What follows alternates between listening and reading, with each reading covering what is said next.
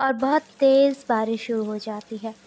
अरे ये क्या, बारिश तो बहुत तेज़ हो रही है और पिंकू भी घर पर अकेला है। मैं ऐसा कहीं बारिश थोड़ी सी रुकेगी या थोड़ी सी हल्की ही होगी तो मैं अपने घर के लिए निकल जाऊंगी। स्वीटी चिड़िया अपनी फिक्र किए बगैर किसी भी ठहराव के उड़े जा रही थी। अगर बारिश यूं ही लगातार होती रही तो हम क्या करेंगे, और अगर ये बारिशें रुक भी गईं तो ये महीना तो पूरा बारिशों का ही है। अगर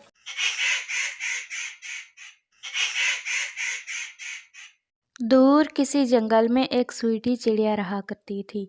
वो चिड़िया बहुत मेहनती थी, सुबह से शाम तक दाना ढूंढती और अपनी जिम्मेदारी खुद ही उठाया करती थी।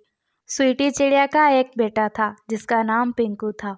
स्वीटी चिड़िया अपने बेटे से बहुत प्यार किया करती थी और उसकी हर एक बात माना करती थी। बेटा, मैं जा रही हूँ दाना ढूंढने, बारिशों का वक्त करीब ही है, तो मेरे आने तक तुम घर से बाहर बिल्कुल मत जाना। मामा, मैंने भी आपके साथ आना है। नहीं बेटा, मैं आपको अपने साथ लेकर नहीं जा सकती हूँ। आपको पता है ना, मौसम बहुत ख़राब है। अगर वापसी पर कोई बारिश हो जाए या तूफान आ जाए तो मैं खुद मुश्किल से उड़ पाऊँगी, आपको संभालना मुश्किल हो जाएगा और मैं नहीं चाहती कि कोई अनहोनी हो जाए, इसलिए आप घर पे ही रहें। जी मामा। और फिर स्वीटी चिड़िया अपने बेटे को घर पर छोड़कर दाना ढूंढने चली जाती है। स्वीटी चिड़िया उड़ते उड़ते बहुत दूर निकल जाती है और उड़ते उड़ते स्वीटी चिड़िया को ज़मीन पर कुछ नज़र आता है। अरे ये क्या है? प्यारे दोस्तों, क्या आपने मुझे सब्सक्राइब कर लिया है? और घंटी के आइकन को दबाना बिल्कुल मत भूलिएगा। और देखने के लिए स्वीटी चिड़िया ज़मीन पर उतरती है। स्वीटी चिड़िया जैसे ही करीब जाती है तो वो शलजम होते हैं। अरे ये तो शलजम है, मैं क्यों ना आज पिंकू के लिए शलजम लेकर जाऊं। पिंकू वैसे भी नई नई चीज़ें टेस्ट करना बहुत पसंद करता है। और फिर स्वीटी चिड़िया शलजम लेकर वापस लौट ही रही होती है कि आसमान पर बहुत गहरे बादल छा जाते हैं और बहुत तेज़ बारिश शुरू हो जाती है। अरे ये क्या, बारिश तो बहुत तेज़ हो रही है और पिंकू भी घर पर अकेला है। मैं ऐसा करती हूँ कि इस दरख्त के नीचे थोड़ी देर बैठ जाती हूँ। जैसे ही बारिश थोड़ी सी रुकेगी या थोड़ी सी हल्की ही होगी तो मैं अपने घर के लिए निकल जाऊँगी। और फिर स्वीटी चिड़िया बारिश के आहिस्ता होने का इंतज़ार करने लगती है। पिंकू भी घर पे अकेला ही है, मुझे बहुत फ़िक्र हो रही है। अब जल्दी से ये बारिश आहिस्ता हो तो मैं अपने बेटे के पास जाऊं। और फिर बारिश आहिस्ता आहिस्ता कम होने लगती है। अब बारिश कम हो गई है, मैं जल्दी से पिंकू के पास पहुंचने की कोशिश करती हूँ। और फिर स्वीटी चिड़िया अपनी फ़िक्र किए बगैर बारिश जैसे ही थोड़ी सी कम होती है तो अपने घर की तरफ उड़ने लगती है। बारिश कम तो हो चुकी थी लेकिन अभी भी बारिश तेज़ ही थी। स्वीटी चिड़िया बगैर किसी भी ठहराव के उड़े जा रही थी क्योंकि उसे अपने बेटे के पास जो जाना था। स्वीटी चिड़िया अपनी उड़ान जारी रखती है और वो जल्द ही अपने घर पहुंच जाती है। पिंकू बेटा, ये देखो मैं तुम्हारे लिए शलजम लाई हूँ। मामा, शलजम क्या होते हैं? बेटा, ये भी खाने की चीज़ है, ये बहुत मीठे होते हैं। मैंने सोचा कि मैं पिंकू के लिए लेकर जाऊँ। जी मामा। और फिर पिंकू जैसे ही शलजम खाता है तो वो तो बहुत खुश हो जाता है। मामा, ये शलजम तो बहुत मज़े के हैं, अब आप मेरे लिए रोज़ाना लाया कीजिएगा। बेटा, रोज़ाना तो नहीं मिल सकते ये शलजम। फिर स्वीटी चिड़िया खामोश हो जाती है। बारिश लगातार हो रही थी और वो मन ही मन में सोचने लगती है, अगर बारिश यूं ही लगातार होती रही तो हम क्या करेंगे, और अगर ये बारिशें रुक भी गईं तो ये महीना तो पूरा बारिशों का ही है।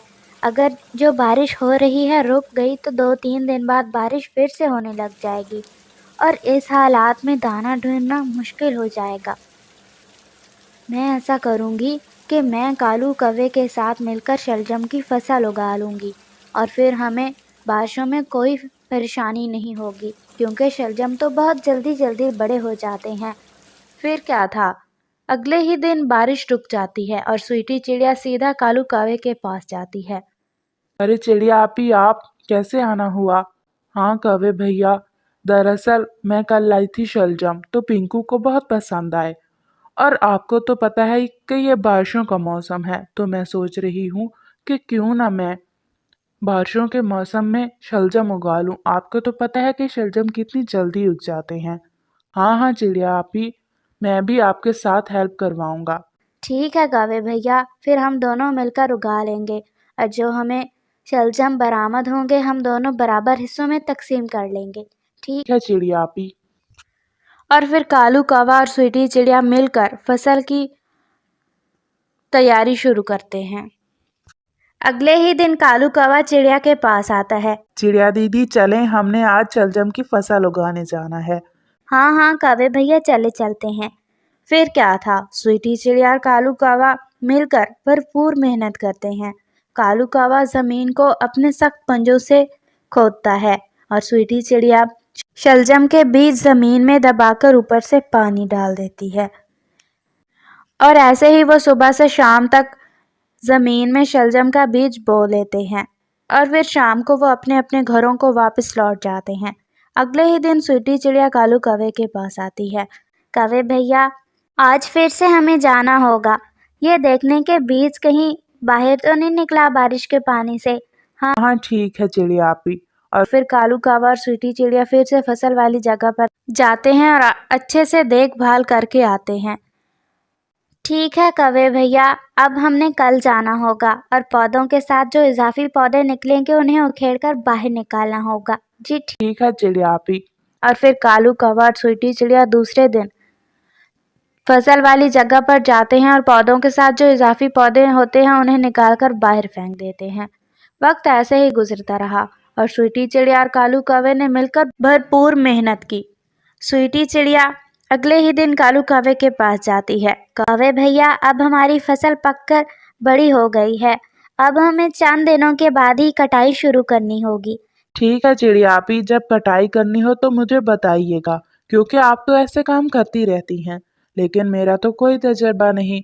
ठीक है कौवे भैया।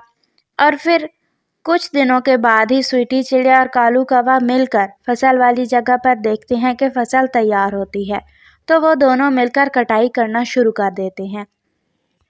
और कटाई के बाद दोनों जो भी शलजम की फसल उन्हें हासिल होती है दो बराबर हिस्सों में तकसीम कर लेते हैं और एक दूसरे में बांट लेते हैं। इस तरह स्वीटी चिड़िया, कालू कौवा और स्वीटी चिड़िया का बेटा पिंकू बहुत खुश हो जाते हैं।